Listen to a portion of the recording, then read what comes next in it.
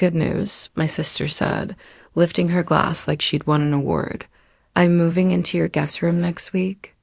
I nodded, took a sip of water, and said, okay. What I didn't say, because I didn't owe anyone a speech, was that I had closed on the house the day before. The deed would record Monday morning. The keys, they already belonged to somebody else. I'm Talia Park, 32, transportation data analyst for the city of Portland. I believe in schedules, left turns that don't ruin lives, and labels on pantry bins. My sister, Lexi, 27, is a barista, musician, plant sit entrepreneur whose resume reads like a playlist. We love each other the way sisters do, permanently with moments you want to mute. 2 years ago, I scraped together a down payment and bought a little cedar shingled bungalow in Southeast. 2 bedrooms, 1 bath, hydrangeas that pretended to be low maintenance until July. It was the first place I'd signed for without a cosigner. I painted the trim, hung a porch swing, and learned that gutters have opinions. Lexi stayed for a week after a breakup and lived in my office for 3 months. She left shoes in the hall, plants on every surface, and sticky notes with songs she might finish when rent stops being a vibe. She also left her dog Poppy with me while she house hopped because animals need stability. After she moved out, my therapist asked, what would it look like to allow idle consequences? I wrote the sentence on an index card and taped it inside a drawer. Meanwhile, the market did what markets do. My little house tripled, at least on paper. I could sell, pay off my student loans, and buy a small condo downtown I could walk to work from. Also, my job had changed. I now left before dawn to count buses. The commute from the bungalow made mornings feel like a puzzle that hated me. I listed the house quietly with a friend's brokerage. A couple with a toddler and another duo, Ari and Naomi, fell in love. With the porch swing in the attic I never finished. The city's down payment assistance program helped. I took a slightly lower price because I liked the idea of my house paying forward, instead of becoming an urban retreat on the internet. We closed on Friday. The deed would record Monday. Possession transferred at 9 a.m. Monday per the addendum. My moving boxes were already stacked in a downtown studio that smelled like espresso at 6 a.m. I hadn't told my family yet because I wanted the paperwork to be the conversation. And then Sunday dinner happened. Family dinner in our house is kimchi stew and performances. My mom sets out little plates like a magazine spread. My dad blesses the food. My aunt asks questions you answer with chopsticks in your mouth because it's safer. There's always an announcement. This week's was Lexi's. Good news, she said now, tapping her glass as if it were a microphone. I'm moving in with Talia next week. It's temporary, just till I find a place with decent light and a landlord who isn't a narc. My mom clapped like a seal. Sisters together, she said. So lucky. My dad, whose goal is peace, nodded at his rice bowl like it contained answers. I put my glass down. When were you going to ask me? I said calm. Lexi rolled her eyes. You always want everything formal. I knew you'd say yes if I just ripped the Band-Aid. I'm not a Band-Aid, I said. I'm a person. She laughed the way people laugh when they believe reality will bend. It's not like you're using the guest room. Not anymore, I said. I sold the house. Forks paused midair. Even the rice cooker, which makes a little post-steam sigh, seemed to hold its breath. You what? My mom asked, bewildered and injured, like I had sold a family member instead of a building. I close Friday, I said. The deed records tomorrow. The new owners move in at 9. Why didn't you tell us? Mom asked, already choosing. Her hurt. Because it was my decision, I said. And because I didn't want to discuss my options while I was still making them. Lexi's mouth opened, then recalibrated. Okay, she said brightly, like this could be fixed with tone. Then I'll move into your new place. It's a studio, I said. 1 room. No doors except the bathroom. That's fine, she said. We can do a curtain. She's not moving in, my dad said quietly, surprising everyone including himself. Lexi blinked. You're all making this weird. I told my landlord I'm out this weekend. That's a consequence of your decision, I said, not mine. She glared. It's family. It is, I said.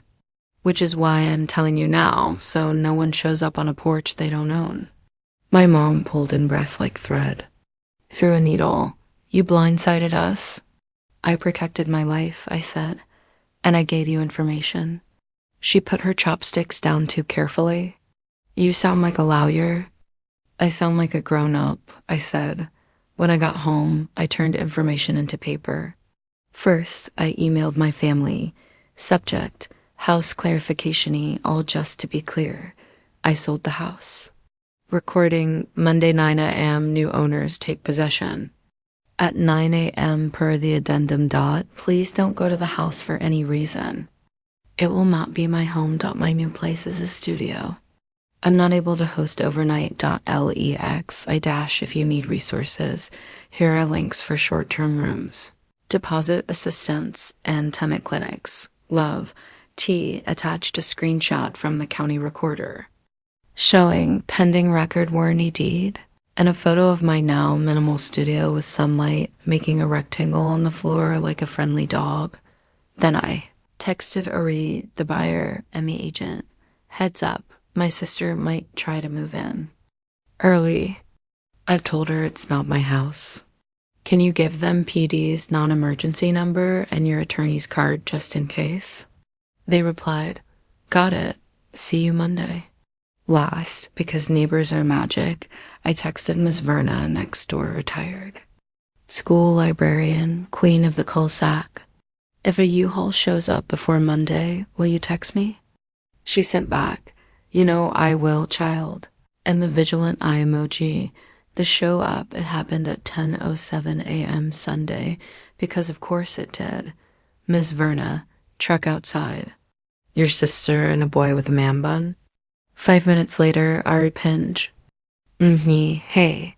There's a truck at the curb and someone keeps knocking. We're painting, not possession yet. I was across town loading a shoe rack into my car. I called Ari. You don't have to open the door, I said. It's not my house. If they won't leave, call non-emergency. I'll drive over to help with language.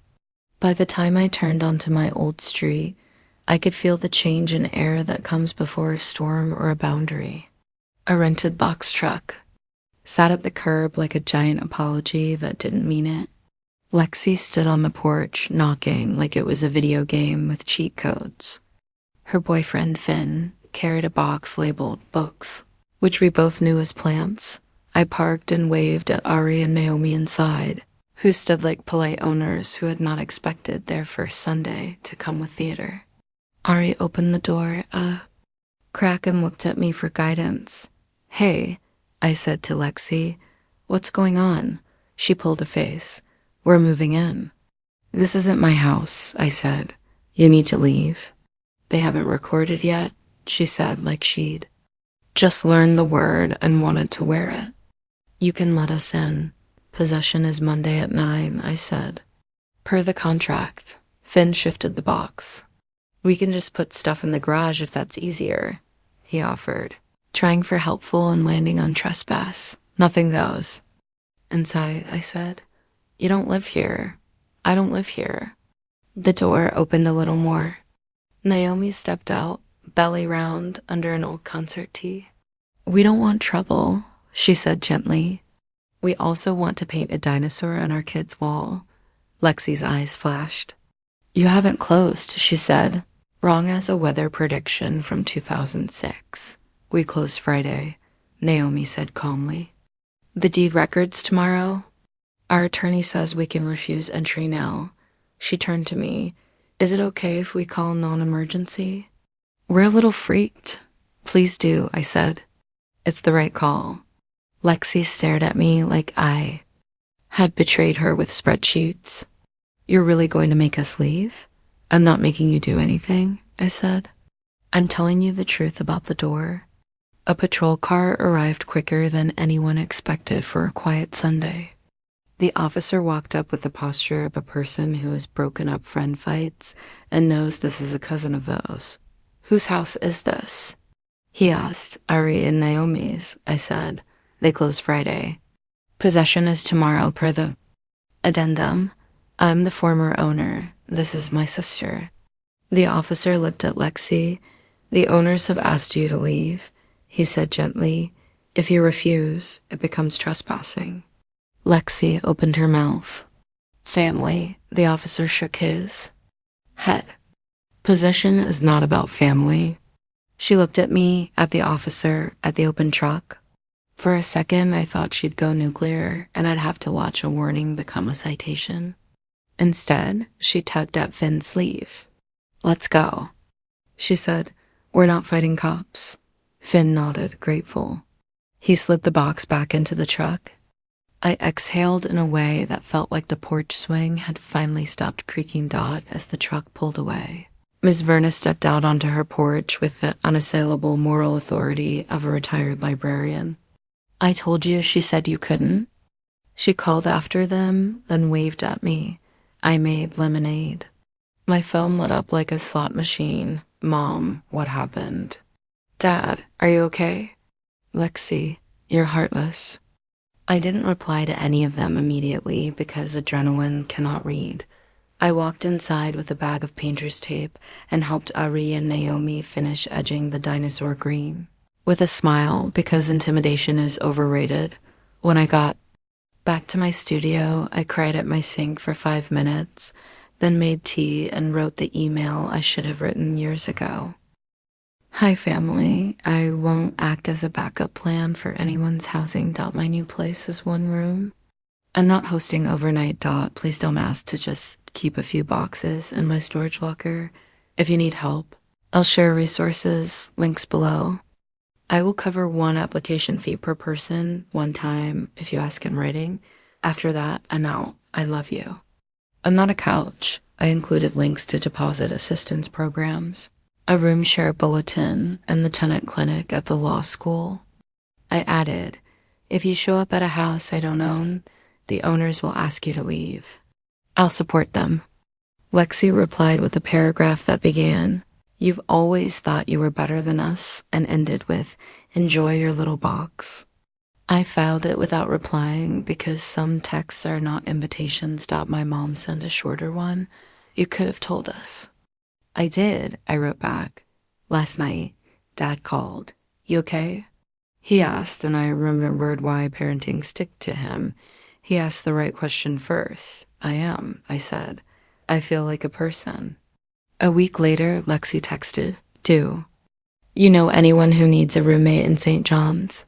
I sent her a link and a good luck. She sent back a single. 2 days later, she asked if I would cover the $60 background check fee. Yes, I wrote, 1 time. She sent me a screenshot of the receipt. Progress looks like paperwork. A month later, I drove by my old street on the way back from Trader Joe's. The porch light was on.